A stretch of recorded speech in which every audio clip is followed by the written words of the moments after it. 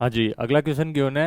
v1 वेग से एक कण अपनी तय दूरी की आधी दूरी तय करता है, मतलब टोटल जो आप कण जो है दूरी तय करता है उसकी आधी दूरी जो है वो v1 वेग से तय कर रहा है, तथा शेष आधी दूरी v2 वेग से तय कर रहा है। तो पूरी यात्रा के दौरान इसकी एवरेज चाल बतानी है। देखो, ये कण है, ऐसे v1 वेग से मान लेते हैं, रुको, मान लेते हैं ऐसे d दूरी तय कर रहा है यहाँ तक, ठीक है। अब यहाँ पे जो है वो अपनी वेलोसिटी को चेंज कर रहा है, चाल क्या कर रहा है, v2 कर ले रहा है, ठीक है। और इसके आगे की दूरी जो है वो v2 चाल से ही तय कर रहा है।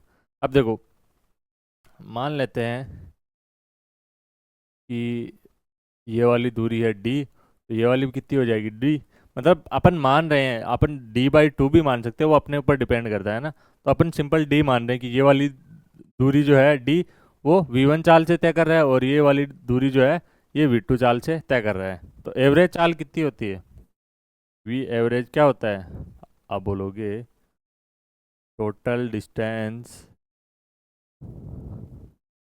अपॉन में टाइम।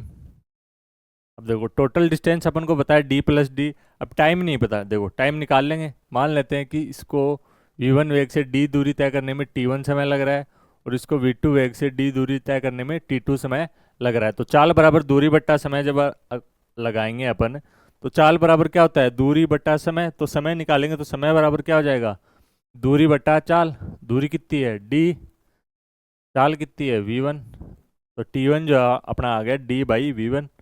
यहाँ से t2 कितना आ जाएगा, दूरी है d, चाल कितनी है v2, तो t1 t2 भी आ गया। अब यहाँ पे रख दो, तो टोटल डिस्टेंस आपकी हो जाएगी 2d, और ये हो जाएगा आपका t1 प्लस t2। सोल्व करेंगे, t1 की वैल्यू रखेंगे और t2 की वैल्यू रखेंगे, तो देखो दोनों में से d कॉमन आ जाएगा। तो d मैंने बाहर ले लिया, अंदर बचेगा 1/v1 प्लस 1/v2। d से d कैंसिल आउट हो जाएगा। इसको जब सोल्व करेंगे तो इनका एलसीएम लेंगे तो नीचे आएगा v1 v2, और ऊपर बचेगा आपका v2 प्लस v1, और ऊपर ही ऊपर है आपका 2। तो इस v1 v2 को ऊपर जब आप भेजोगे तो आपका v एवरेज आ जाएगा 2v1 v2 अपॉन में v1 प्लस v2। ये आपकी एवरेज वेलोसिटी, एवरेज चाल आ जाएगी। तो ऑप्शन 2 इसमें आपका करेक्ट आंसर हो जाएगा।